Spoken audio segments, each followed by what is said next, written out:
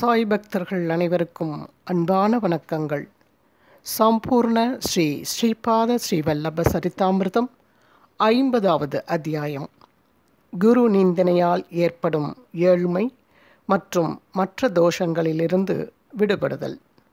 நாம ஜெபம் செய்வதன் மகத்துவம். ஒருமுறை ஸ்ரீ ஸ்ரீபாதர் என்னிடம், சங்கர் பட், அக்னி யஜ்ஞத்திற்கு பின்னர் வாயு யஜ்ஞம் மிகவும் முக்கியமானது. நான் வாயு யஜ்ஞத்தை தொடங்கப் போகிறேன் என்றார். வாயு யஜ்ஞம் என்றால் என்ன என்பது எனக்கு தெரியாது. ஒரு வயதான பிராமணர் வயிற்று வலியுடன் குருக்கட்டாவிற்கு வந்தார். அவருக்கு வேதனை அதிகமாக இருந்தது. இந்த வலியை தாங்கிக் கொள்வதை காட்டிலும் தற்கொலை செய்து கொள்வதே மேல் என்று கூறினார். பின்னர் ஸ்ரீபாதர், உங்களுடைய பூர்வ ஜென்மத்தில் நீங்கள் பலரை குத்தும் வார்த்தைகளால் பேசி துன்பப்படுத்தினீர்கள். குத்தும் மற்றும் அருவருப்பான வார்த்தைகளை கூறி அவர்களின் உள்ளத்தை புண்படுத்தினீர்கள். அதன் காரணமாகத்தான் இப்போது இந்த துயரமான நோய் ஏற்பட்டுள்ளது. கலியுகத்தில் மூர்க்கத்தனமான வார்த்தைகளின் தீய பலன்களை அழிக்க கடவுளின் நாமத்தை கூறுவதைத் தவிர வேறு எந்த சிறந்த நிவாரணமும் கிடையாது. இதனால் முழு வாயுமண்டலமும் தூய்மையாகும். நாமஸ்மரணம் என்னும் மகா யஜ்ஞத்தை நான் குருக்கட்டாவில் துவங்கி வைக்கிறேன். நான் பரா, பஷ்யந்தி, மத்தியம மற்றும் வைகரி ஆகிய 4 விதமான வாக்குகளை யோக நிலையில் கட்டுப்படுத்தப் போகிறேன். யாரெல்லாம் ஸ்ரத்தையுடன் ஸ்ரீபாத ஸ்ரீ வல்லப திகம்பரா தத்த திகம்பரா என்று ஜெபிக்கிறார்களோ, நான் அவர்களுக்கு எளிதில் அணுகும் நிலையில் இருப்பேன்.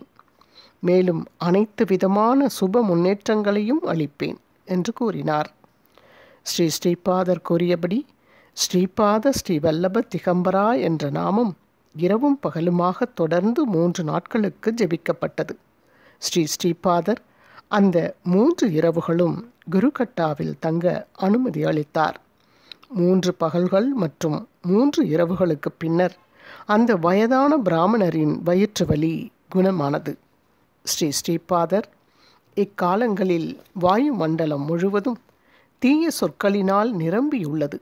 ஒரு மனிதன் ஒரு வார்த்தையை கூறுகிறான் என்றால் பொதுவாக சத்வ, ராஜச மற்றும் தாமச பண்புகளில் ஏதாவது ஒன்றை அல்லது 2 அல்லது 3 தூண்டுகிறான்.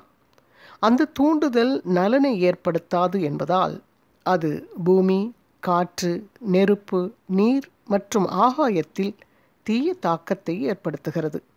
பஞ்சபூதங்களும் மாசுபட்டிருப்பதால் அதற்கு தொடர்பான மனம், உடல் மற்றும் மனிதனின் ஆழ் மனது ஆகியவையும் மாசுபட்டிருக்கும். அதன் விளைவாக அவன் தீய கர்மாக்களை செய்கிறான். அதன் பலனால் அவன் ஏழையாகிறான். ஏழ்மையின் காரணமாக மீண்டும் பாவங்கள் செய்கிறான். அவன் தீய நடவடிக்கைகளில் ஈடுபடுவதால் அவனுடைய மனம் இழிவடைந்து நற்காரியங்களான தானங்கள் போன்றவற்றில் ஈடுபாடு இல்லாமல் ஆகிவிடுகிறான். அதன் மூலம் மீண்டும் ஏழ்மைக்கு தள்ளப்படுகிறான். எண்ணம், பேச்சு மற்றும் செயல் ஆகியவற்றின் தூய்மையின் அவசியம். ஒரு மனிதன் ஏழ்மையின் வேதனையிலிருந்து விடுபட வேண்டும் அல்லது பாவ கர்மாக்களிலிருந்து வெளியாக வேண்டும் என்றால் அவனிடம் தூய்மையான மனம், பேச்சு மற்றும் செயல் ஆகியவை இருக்க வேண்டும்.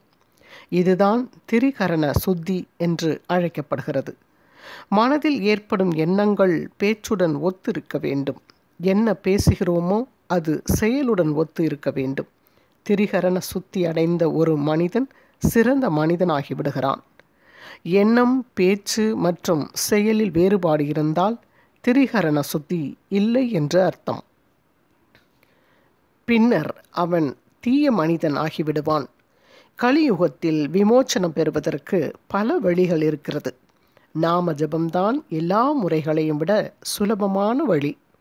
கடவுளின் புனித நாமம் நம் நாவிற்கு பழகிவிட்டால் மங்களகரமான வார்த்தைகளை பேசும் பழக்கம் ஏற்பட தோன்றும். கடவுளின் பெயரை நாம ஜபம் செய்யும் போது கடவுளின் உருவத்தை தியானித்தால் மனது தூய்மையாகிவிடும். இதன் மூலம் ஒருவர் உற்சாகமடைந்து நல்ல காரியங்களை செய்வார்கள் என்று கூறினார். கர்மாவிலிருந்து விடுதலை. ஒரு முறை காச நோய் தாக்கிய நோயாளி ஒருவர் குருவபுரத்திற்கு வந்தார். அவருக்கு சர்க்கரை நோயும் இருந்தது. மேலும் சில நோய்களும் இருந்தன. அவரை கண்டவுடன் மகாபிரபு மிகுந்த கோபத்தோடு அவரிடம், இந்த மனிதர் முற்பிறவியில் கொள்ளைக்காரனாக இருந்தார். இவர் ஏதுமறியாத பலரிடமிருந்து பணத்தை திருடி அவர்களுக்கு துயரத்தை ஏற்படுத்தியிருக்கிறார். தன் மகளின் திருமணத்திற்காக பணம் சேர்த்து வைத்திருந்த ஒருவரிடம் அவர் பணத்தை திருடிவிட்டார். பணம் திருட்டு போனதால் அந்த தந்தையால் தன் பெண்ணிற்கு திருமணம் செய்து வைக்க முடியவில்லை. தன் பெண்ணை சரியான வயதில் திருமணம் செய்து வைக்க முடியாததால் அவரை அவர் ஜாதியை விட்டு தள்ளி வைத்து விட்டனர். அவரால் வரதட்சணை கொடுக்க முடியாததால் அவருடைய மகளுக்கு தகுந்த வரன் அமையவில்லை. வயதான மணமகன்தான் கிடைத்தான். பின்னர் அந்த பெண் தற்கொலை செய்து கொண்டு தன் உயிரை விட்டுவிட்டாள். 100 முழு வருடங்கள் வாழ வேண்டிய வாழ்க்கை சாம்பலாகிவிட்டது என்று கூறினார். காச நோயாளி ஸ்ரீ சரணரிடம் மிகுந்த வேதனையுடன் தனக்கு அடைக்கலம் அளிக்குமாறு கேட்டுக்கொண்டார். இளகிய மனம் கொண்ட ஸ்ரீசரண் அவரை பஞ்சதேவ மலையின் தர்பாரில் இருக்கும் மாட்டுத் தொழுவத்தில் உறங்கச் சொன்னார். அந்த மாட்டுத் தொழுவத்தில் கொசு தொல்லை அதிகம். ஸ்ரீ குரு அவருக்கு குடிக்க தண்ணீர் கொடுக்கக்கூடாது என்று ஆணையிட்டார். அந்த மனிதருக்கு பேய்கள் அவர் கழுத்தை நெரித்து கொல்ல முயற்சிப்பது போல கனவு கண்டார். இன்னொரு கனவில் ஒரு பெரிய கற்பாரை அவர் நெஞ்சில் வைத்திருப்பது போல் இருந்தது. ஒரு பருத்த மல்யுத்த வீரன் அதன் மீது அமர்ந்திருந்தான். இந்த 2 கனவுகள் மூலம் அவருடைய கர்மா சமன்படுத்தப்பட்டு அவர் ஆரோக்கியம் பெற்றார். ஸ்ரீபாதர் அந்த காச நோயாளியை மன ரீதியாக வேதனையை அனுபவிக்கச் செய்து கர்மாவை சமன்படுத்தினார். இப்படி செய்யாவிட்டால் அவர் உடல் ரீதியாக பல வருடங்களுக்கு அவற்றை அனுபவித்திருக்க வேண்டும். வெற்றி வெற்றி. ஸ்ரீபாத ஸ்ரீவல்லபருக்கு வெற்றி. இத்துடன் 50வது அத்தியாயம் நிறைவு பெறுகிறது. மீண்டும் அடுத்த அத்தியாயத்தில் உங்கள் அனைவரையும் சந்திக்கின்றேன். சாந்தி வெங்கடாச்சலம்.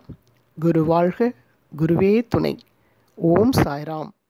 ஸ்ரீபாத ராஜம் சரணம் பிரபத்தியே.